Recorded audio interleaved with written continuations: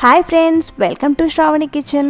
Friends, ఇవాల్టి మన recipe వచ్చేసి స్పాంజీ కప్ కేక్స్. చాలా బాగుంటాయి. స్పాంజీగా ఇంట్లోనే అవెన్ లేకుండా చాలా ఈజీగా ప్రిపేర్ చేసుకోవచ్చు. అలాగే వీటిని మైదాతో కాకుండా హెల్తీగా గోధుమ పిండితో చేసి చూపిస్తాను.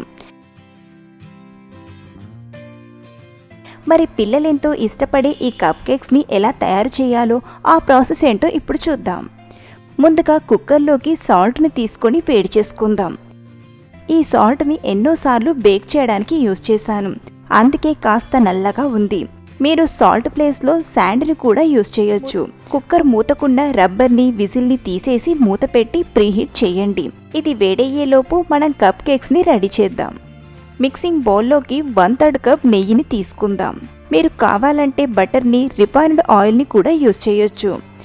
కేక్ బ్యాటర్ ప్రిపేర్ చేసేటప్పుడు ఏ ఇంగ్రీడియంట్స్ కూడా నార్మల్ టెంపరేచర్లోనే ఉండేట్లు చూసుకోండి. వేడిగా ఉండకూడదు, మరి ఫ్రిడ్జ్ నుండి తీసి కూడా వెంటనే యూజ్ చేయొద్దు.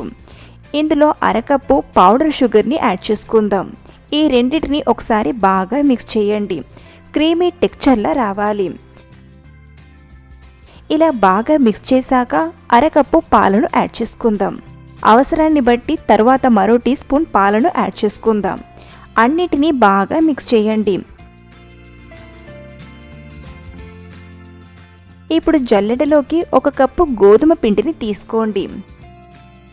అలాగే 1 tea spoon baking powder, 1/2 tea spoon baking soda వేసి జల్లించండి. ఇలా జల్లించి తీసుకోవడం వలన కేక్ అనేది ఫ్లఫీగా, స్పాంజీగా ఉంటుంది. ఇలా జల్లించి తీసుకున్నాక గంటెతో స్లోగా కలపండి.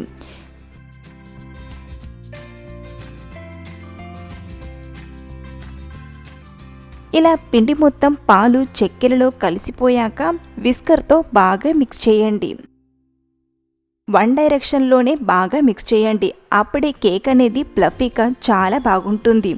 ఈ ప్రాసెస్ చాలా ఇంపార్టెంట్. సో ఇలా మిక్స్ చేయడం మర్చిపోవద్దు. ఇందులోనే కొన్ని చుక్కల వెనిలా ఎసెన్స్ని కూడా యాడ్ చేసి మిక్స్ చేసుకుందాం. మీ దగ్గర వెనిలా ఎసెన్స్ లేకపోతే యాలక్కుల పొడిని కూడా యాడ్ చేసుకోవచ్చు. వెనిలా ఎసెన్స్ కేవలం ఫ్లేవర్ కోసం మాత్రమే.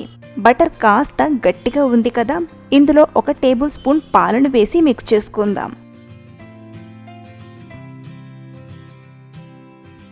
మనకు కప్ కేక్ కోసం బ్యాటర్ అనేది ఈ కన్సిస్టెన్సీలో రావాలి. ఇందులో చివరిగా టూటీ ఫ్రూటీలను యాడ్ చేసుకుందాం. మీరు కావాలంటే ఇంకా ఇందులో డ్రై ఫ్రూట్స్ని చిన్నగా కట్ చేసి కూడా వేసుకోవచ్చు. చాలా బాగుంటాయి. ఒకసారి బాగా కలపండి. కప్ కేక్ కోసం ఇలాంటి పేపర్ కప్స్ని తీసుకోండి. ఇవి మీకు ఏ సూపర్ మార్కెట్లో అయినా ఉంటాయి. ఈ పేపర్ కప్స్ని ఇలా చిన్న గిన్నెలోకి తీసుకుందాం సపోర్ట్ కోసం. 1/2 కప్పు కంటే కొంచెం ఎక్కువ బ్యాటర్ని తీసుకోండి. బ్యాటర్ని తీసుకున్నాక ఒక 2 టైమ్స్ ఇలా ట్యాప్ చేయండి. పిండి కరెక్ట్గా, అంటే ఎయిర్ బబుల్స్ లేకుండా బాగా సెట్ అవుతుంది. అలాగే అన్ని కప్స్లోకి కూడా పిండిని తీసుకొని ట్యాప్ చేయండి. ఇప్పుడు వీటిని ఇడ్లీ స్టాండ్లోకి తీసుకొని బేక్ చేసుకుందాం. కుక్కర్ బాగా వేడయింది.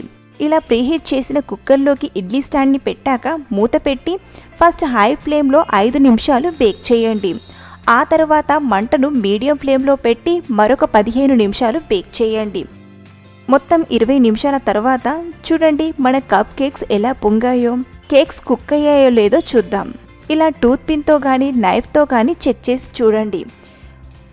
క్లీన్గా వచ్చింది అంటే చక్కగా బేక్ అయినట్లు. ఒకవేళ మీకు తడిగా వస్తే మరొక 3-4 నిమిషాలు బేక్ చేస్తే సరిపోతుంది. ఇక్కడ నేనైతే ఎగ్జాక్ట్లీ 20 నిమిషాలు బేక్ చేశాను. చూడండి, అచ్చం అవెన్లో చేసినట్లే బ్రౌన్ కలర్లో వచ్చాయి కదా. ఇలాగే మిగతా పిండిని కూడా పేపర్ కప్స్లోకి తీసుకొని బేక్ చేసుకుందాం. మీరు కావాలంటే వీటిపైన కొద్దిగా టూటీ ఫ్రూటీని ఇలా గార్నిష్ చేసుకొని కూడా బేక్ చేయొచ్చు. చూడండి కప్ కేక్స్ ఎంత బాగా వచ్చాయో. చూస్తుంటే బేకరీ స్టైల్లో ఉన్నాయి కదా. స్పాంజీగా చాలా బాగున్నాయి. అసలు ఇంట్లో చేశారంటే అస్సలు నమ్మరు. అంత స్పాంజీగా, అంతకంటే కూడా టేస్టీగా వచ్చాయి. మీరు కూడా ఇదే కొలతలతో గోధుమ పిండితో ఇలా కప్ కేక్స్ని ట్రై చేయండి. మీకు మీ పిల్లలకు బాగా నచ్చుతాయి. నచ్చడమేంటి, మళ్ళీ చేయమని మరీ గోల పెడతారు. సో ఫ్రెండ్స్, ఈ కప్ కేక్ రెసిపీ మీకు నచ్చితే ఒక లైక్ చేయండి, మీ ఫ్రెండ్స్తో షేర్ చేసుకోండి. మీకు వీలైతే సోషల్ మీడియాలో కూడా ఈ వీడియోని షేర్ చేయండి. మరిన్ని టేస్టీ అండ్ వెరైటీ రెసిపీస్ కోసం మన శ్రావణి కిచెన్ ఛానల్ని సబ్స్క్రైబ్ చేసుకోండి. పక్కనే ఉన్న బెల్ ఐకాన్ని ప్రెస్ చేయడం మర్చిపోవద్దు. Thank you for watching.